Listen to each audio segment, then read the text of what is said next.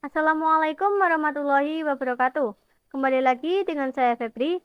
Pada bab 3 ini saya akan membahas mengenai networking models. Di sini ada 8 materi pembahasan. Oke, langsung saja pembahasan yang pertama yaitu konsep networking models.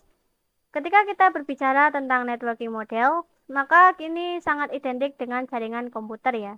Jaringan komputer ini pastinya mengacu pada perangkat komputer yang saling terhubung. Nah, langkah yang tepat dalam memasuki pembelajaran administrasi jaringan, tentunya kita perlu menguatkan basic fundamental jaringan komputer tersebut, yaitu dengan cara mempelajari networking model. Networking model sendiri adalah sebuah aturan yang mendefinisikan bagaimana kumpulan perangkat komputasi bisa saling terhubung dan berkomunikasi atau bagaimana antar vendor bisa saling komunikasi satu dengan yang lainnya. Untuk saat ini ada dua networking models yang tersedia dan terkenal, yaitu ada TCP/IP models dan OSI models. Sebelum networking model hadir, setiap vendor membuka jaringan tersendiri. Contohnya pada tahun 1974, vendor IBM membuat networking model miliknya yang bernama SNA atau Sistem Arsitektur Network. Lalu vendor lainnya juga membuat kabel jaringan tersendiri. Akibatnya, sangat sulit menghubungkan antar vendornya, karena terlalu banyak model yang dibuat dari berbagai vendor. Maka dari itu diadakanlah Open Networking Model. Jadi, semua vendor menggunakan nama model jaringan TCP/IP yang membuat antar vendor dapat saling terhubung dan berkomunikasi.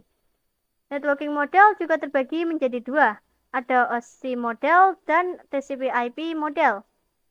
OSI model dibuat oleh International Organization for Standardization atau ISO dan TCP/IP model dibuat oleh US Department of Defense atau DoD. Selanjutnya TCP/IP model. Jadi TCP/IP model itu merupakan jenis networking model yang saat ini common digunakan.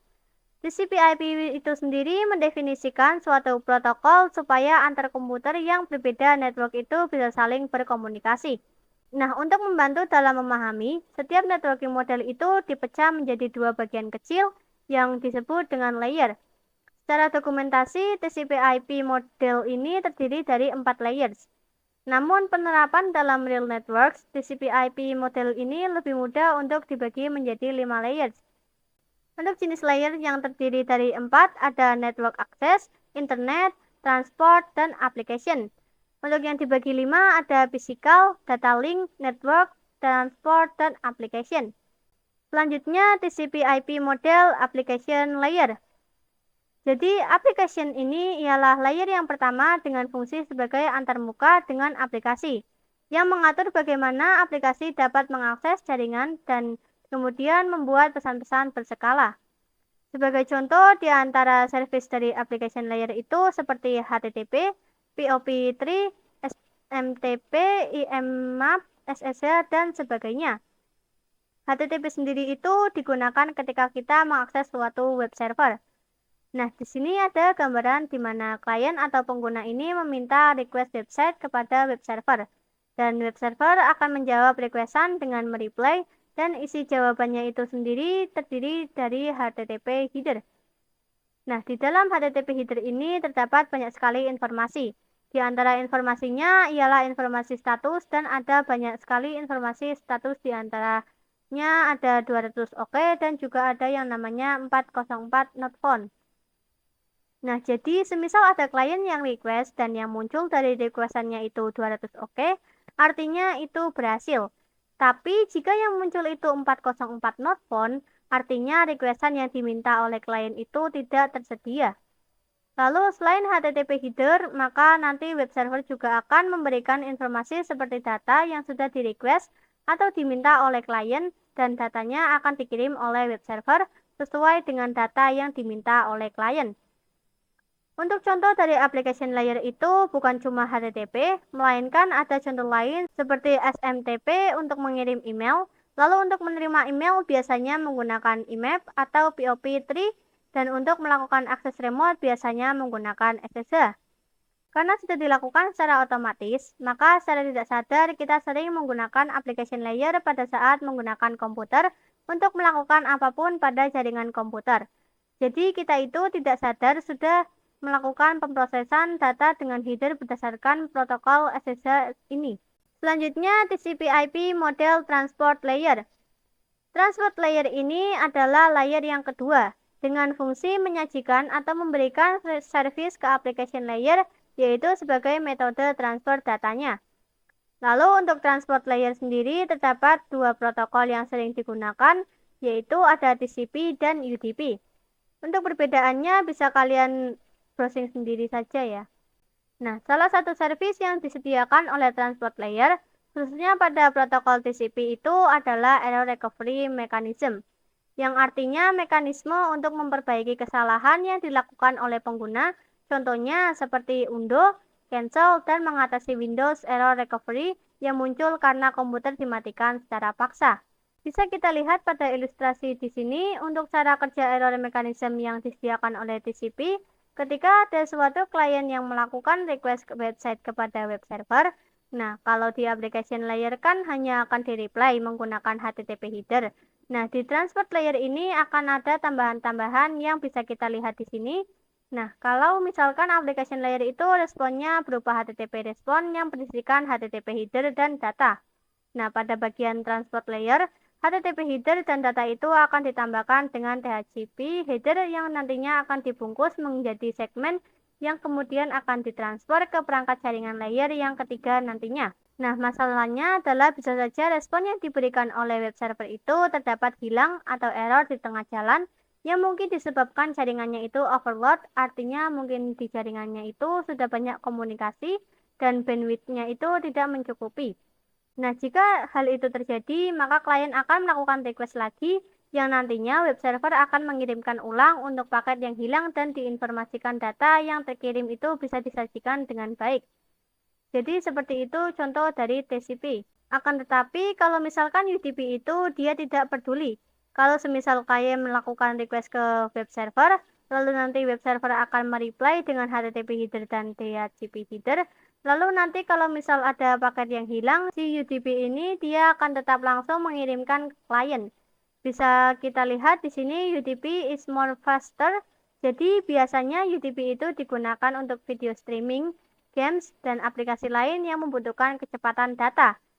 Jadi kan nggak mungkin kalau kita lihat video streaming menggunakan TCP, karena nanti akan kelamaan. Jadi kita bisa simpulkan pada saat kita mengakses video di YouTube, dan ada lag di tengah itu pasti akan ada proses pengiriman ulang dari klien dan web server akan mengirimkannya lagi. Nah, tetapi kalau misalnya video streaming itu kalau misal ada lagi lag di tengah-tengah dan nanti kalau jaringannya udah stabil lagi, itu pasti dia akan beralih ke yang paling terakhir. Selanjutnya TCP/IP model network layer. Nah, untuk network layer itu hanya terdapat satu contoh protokol, yaitu IP saja, atau biasa kita sebut dengan IP address.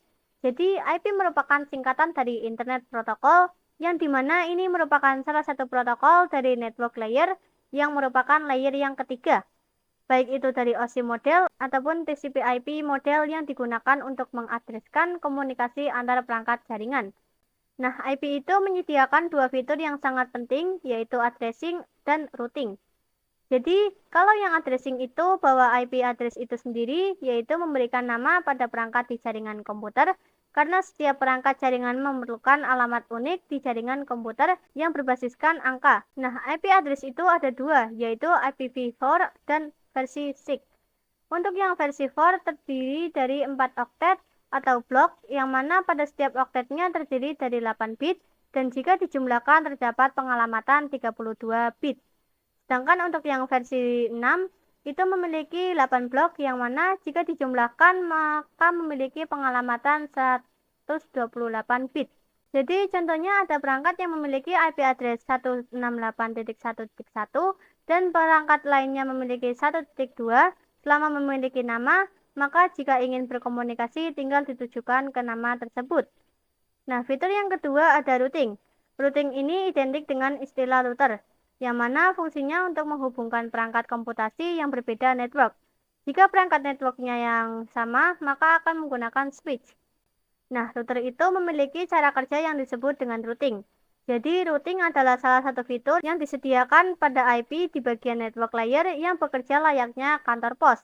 Jadi mencari rute tercepat untuk mencapai tujuannya. Bisa kita ambil contoh dari gambar ini. Jadi kalau misalkan kita ingin mengirimkan paket, pasti lewatnya kantor pos ya. Jadi jika kita ingin mengirimkan paket dari perangkat A ke B, nah kita itu pasti akan mencari kantor pos terdekat. Dan nanti dari kantor pos terdekat akan difilter ke rute tercepat mana yang bisa mencapai ke halaman yang dituju. Misal yang A ini nanti dia akan lewatnya yang sini ke kantor pos kedua, lalu ke address, sedangkan untuk yang B artinya dia lewat yang mana supaya cepat ke tempat yang dituju. Nah, kalau misalkan diimplementasikan dengan komputer, maka pos-pos ini diibaratkan dengan routernya. Selanjutnya TCP/IP model data link layer dan physical layer. Untuk data link layer itu mendefinisikan protokol yang dibutuhkan oleh physical layer. Physical layer itu mendefinisikan cabling pada suatu jaringan komputer. Jadi istilahnya mendefinisikan secara fisik apa yang digunakan untuk menghubungkan antar device seperti ini. Nah, misal ada perangkat yang ingin saling terhubung, jadi cablingnya itu bisa menggunakan wired ataupun wireless. Adapun yang wired itu menggunakan kabel, sedangkan yang wireless itu nirkabel atau tanpa kabel. Jadi physical layer mendefinisikan secara nyata apa saja yang digunakan untuk menghubungkan antar perangkat. Jika pada dunia nyata itu kita biasanya menggunakan kabel UTP untuk yang berbasis wired, sedangkan yang berbasis wireless menggunakan gelombang elektromagnetik. Kemudian salah satu fitur yang tersedia pada data link layer ialah VCS atau Frame Check Sequence yang berfungsi untuk error detection mechanism. Nah, ini hampir mirip dengan yang ada di transport layer yang ada pada protokol TCP-nya ya. Namun di sini bisa kita lihat perbedaannya. Kalau yang ada di data link layer itu error mekanismenya berbasiskan detection saja. Artinya hanya bisa mendeteksi error tanpa merecovery. Maka ketika di suatu jaringan komputer itu ada error yang dideteksi oleh data link layer, maka data link layer itu akan bekerja sama dengan transport layer dengan mendeteksi dan juga merecovery-nya. Selanjutnya encapsulation dan decapsulation. Encapsulation memiliki definisi yaitu proses membungkus data dengan beberapa header. Dapat kita lihat pada ilustrasi gambar ini. Pada bagian ini, jika kita memiliki data yang awal mulanya dari application layer, yang kemudian diarahkan ke transport layer, jika sudah pada tahapan transport layer itu nantinya akan ditambahkan protokol TCP header ataupun UDP header. Jadi ketika data sudah dibungkus dengan TCP ataupun UDP header, maka bagian message ini dinamakan dengan segmen. Kemudian jika ingin diteruskan ke layer berikutnya, yaitu layer network, di bagian layer networknya ini akan ditambahkan dengan IP header. Nah, nama dari bagian layer ini disebut dengan IP paket. Kemudian ketika kita arahkan ke data link layer, nanti akan ditambahkan dengan data link header dan juga data link trailer.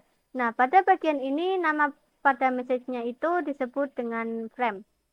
Sehingga ketika kita sudah sampai pada data link layer dan kita akan masuk ke layer berikutnya, yaitu layer yang terakhir pada bagian physical layer itu nanti sudah menjadi berbentuk bit atau 0101 atau disebut binary. Oke, jadi ketika sender ingin melakukan pengiriman paket data ke receiver, maka proses yang terjadi pada networking model ini dinamakan dengan proses encapsulation yang dilakukan oleh si sender. Nah, nanti ketika bit yang dihasilkan sender itu sudah sampai ke receiver, di receiver ini akan dilakukan proses decapsulation yang artinya akan melakukan perubahan dari bit supaya menjadi data lagi. Jadi nanti di sini data link header dan data link trailernya itu akan dihapus, lalu di transport layer ini paket IP-nya itu akan dihapus, dan ketika sampai ke arah application layer TCP ataupun UDP headernya itu juga akan dihapus, sehingga receiver sudah bisa menikmati data yang diterima dari sender.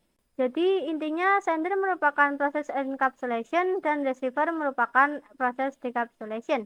Selanjutnya ke materi terakhir yaitu OSI model. Sebelumnya saya menyebutkan bahwa terdapat dua open networking model yang familiar dan tersedia saat ini, yaitu ada yang namanya OSI model dan juga TCP/IP model. Dan sebelumnya juga kita sudah menyinggung bahwasannya yang sering digunakan saat ini hanya model yang TCP/IP. Untuk yang OSI model biasanya digunakan sebagai modul pembelajaran. Karena dari sisi perkembangan protokol dan modelnya, TCP/IP itu yang lebih dominan dibandingkan OSI layer. Itulah kenapa semua vendor mudah menggunakan yang TCP/IP dan tidak menggunakan OSI model lagi. Akan tetapi, OSI model masih menjadi patokan untuk pembelajaran karena mudah dipahami. Jika kita telah terkait OSI model, sebelum networking model ada, setiap vendor kan memiliki atau membuat networking modelnya masing-masing ya. Karena setiap vendor memiliki networking model yang berbeda-beda, maka komunikasi antar vendor sulit dilakukan. Jadi usaha untuk membangun suatu jaringan komputer itu sangat besar. Banyaknya vendor tadi itu bagaimana upaya agar tetap bisa berkomunikasi dengan baik antar vendor satu dengan vendor yang lainnya. Oleh karena itu dibuatlah sebuah mode atau sebuah standar atau spesifikasi minimum oleh ISO International Organization for Standardization pada tahun 1984, yaitu dengan nama OSI atau kepanjangannya Operating System Interconnection atau bisa juga disebut OSI 7 layer model. Kalau TCP/IP kan memiliki 5 layer ya. Akan kita singgung sedikit mengenai 7 layer OSI. Nah, sebenarnya keduanya itu gak terlalu beda, hanya berbeda pada posisi layernya saja. Jadi untuk 4 layer di bawah ini sama ya. Yang membedakan itu TCP/IP model di bagian application-nya ini dipecah menjadi 3. Ada yang namanya application, ada yang presentation, dan juga ada yang namanya session. Dan perbedaannya juga ada pada bagian name of message for every layer-nya. Jadi kalau misalkan name message setiap layer di TCP/IP itu ada yang namanya segmen, IP paket, dan frame. Nah, berbeda dengan bagian OSI model itu menggunakan istilah tersendiri. Jadi PDU-nya ini tetap sama, tapi disesuaikan di setiap layernya. Jadi layer 7 PDU, 6 PDU, dan seterusnya, dan fisikalnya sama-sama bit ya. Nah, untuk yang bagian 5-7 ini merupakan bagian upper layer, yaitu berkaitan dengan data yang mengalir. Sedangkan yang bagian 1-4 ini merupakan bagian lower layer, yaitu berkaitan dengan user interface, data formatting, dan communication session. Oke, sampai di sini dulu video kali ini. Kurang lebihnya mohon maaf. Wassalamualaikum warahmatullahi wabarakatuh.